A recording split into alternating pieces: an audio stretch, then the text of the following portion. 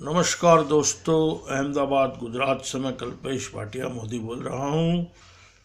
और नमस्कार पाकिस्तान के वज़ीर आज़म इमरान खान, पाकिस्तान के प्रधानमंत्री इमरान खान, पठान का बच्चा। आज कुछ आपको मैं संदेश दे रहा हूँ।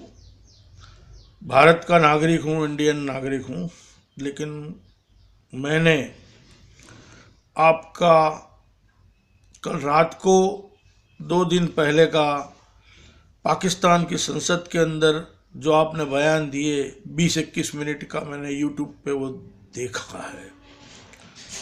देखने के बाद मैं आपको कुछ कह रहा हूँ। मेरे ये संदेश के बाद मेरे देश में, भारत के अंदर भी लोग मुझे उल्टा पुल्टा कुछ बोल भी सकते हैं, लेकिन मैं आपको कुछ कह रहा हूँ। 20-21 मिनट का आपका संदेश सुनने के बाद आपको कुछ कहना चाहता हूँ कि आपने उसी संदेश में पाकिस्तान की जो भी हालत है वो बता दी है। आपने हमारे वायुसेना के कमांडर अभिनंदन को रिहा किया है। अभी मैं ये कहना चाहता हूँ कि आपके बयानों से मुझे लगा है कि आपको अमन चाहिए, शांति चाहिए। तो फिर मेरी कुछ बात ध्यान में लीजिए। मैं भी पिछले 40-45 साल से राजकारण को बहुत नज़दीक से देखता हूँ। राजकीय नेताओं की नालायकी को भी देख रहा हूँ। पर अभी आपको कुछ कहने का मन हो रहा है तो आपको कहता हूँ कि आप हाथ अगर बढ़ाना चाहते हो, पाकिस्तान में अमन शांति लाना चाहते हो, तो सिर्फ अभिनंदन को क्यों, कुलभूषण जाधव है और छोटे छोटे गुनाहों के अंदर जितने भी आपके पास इंडियन, भारत के जो भी लोग आपकी जेलों में बंद है, आंखें बंद करके छोड़ दो, भारत भेज दो। अमन शांति चाहिए। मैं एक ही झटके में, एक ही बात में आपको ये बात कहता हूँ। आपके पास जो भी 2-4 आतंकवादी है आपकी ज़मीन पर रह रहे हैं, उसको यूएस के हवाले कर दो।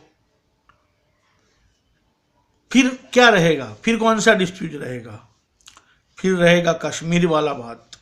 तो जैसे हमारे देश के रिश्ते नेपाल के साथ है, ऐसे रिश्ते भारत से जोड़ देना। विश्व के 2-4 अच्छे बड़े देशों को साथ में ले लो। दिल में कुछ रखो ही नहीं। जैसे इंडिया नेपाल है, इंडिया के आगे और भी 2-4 देश है छोटे छोटे, कि जहां हमारी करेंसी चलती है, सब व्यवहार होता है। ऐसा पाकिस्तान से भी कर लो। दिल की जो सारी कड़वाटें हैं वो एक झटके में, महीने 2 महीने में निपटा दो। 2-4-6 महीने के अंदर।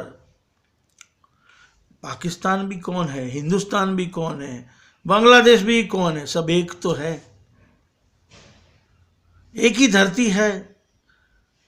हमने काफी सालों में देखा है, भाजपा के जो भी नेता गए हैं, शत्रुघ्न सिन्हा हो, अडवाणी हो, दूसरे नेता हो, कोई भी गए हैं, पाकिस्तान की धरती पर इनको कौन सा सुकून मिलता है? जैसे हम हमारी ज़मीन पर ही खड़े हैं। आपके क्रिकेटर और आप यहाँ आए हो तो आपको कैसा लग रहा है कि जैसे हम हमारे देश में ही हैं? तो ऐसा ही हिसाब किताब कर दो। एक दूसरे से हंस के लड़ लो, गाली गुप्ता जो भी छोटी मोटी हो 2-4 वो कर लो। ये सारे गिले शिकवे सब यहाँ ही रहने दो। क्या रहेगा? हमारे जो कश्मीरी है भाई बहन, उनको भी क्या चाहिए? अमन शांति चाहिए। पाकिस्तान के नागरिकों को भी क्या चाहिए? अमन शांति। देश के नागरिकों को भी क्या चाहिए?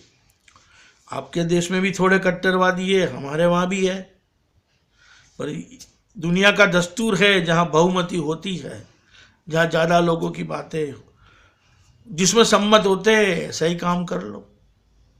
आरएसएस वाले भी, हमारे लोग बोलते हैं आरएसएस वाले भी कि ये देश हमारा है, हमारा शासन इन पे होना चाहिए। तो इंडिया इंडिया रहेगा, पाकिस्तान पाकिस्तान रहेगा, नेपाल नेपाल है, बांग्लादेश बांग्लादेश है। इसके साथ साथ बांग्लादेश का भी हिसाब किताब यही हिसाब से कर दो कि इंडिया, पाकिस्तान, बांग्लादेश तीनों के नागरिक कहीं भी आ सकते हैं, जा सकते हैं।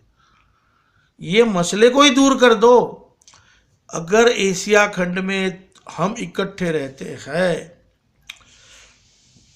विश्व की कोई ताकत हम पे उंगली नहीं कर सकेगी। और हमको इतनी बड़ी कोई बात करनी ही नहीं है। हमको पहले हमारे देश में अमन, शांति और दौलत चाहिए। जो मैंने आपके भाषण में ये लफ्ज़ को सुना है, दिल की गहराइयों में लिया है। आपने बोला है कि 10, 12, 15 साल से हमारी आर्मी भी काफ़ी मुश्किलें झेल रही है। तो इमरान खान, पठान के बच्चे, संसद के अंदर इसे भी करवा लो मंजूर और लग जाओ गले। एक बार करके तो देखो। भारत देश और भारत भी कम नहीं है। आप गले लगोगे तो फिर हमें भी तो कुछ शर्म आएगी ना। इमरान खान, अगर आपके पास ये मैसेज पहुंचता है तो मेरी खुश नसीबी होगी।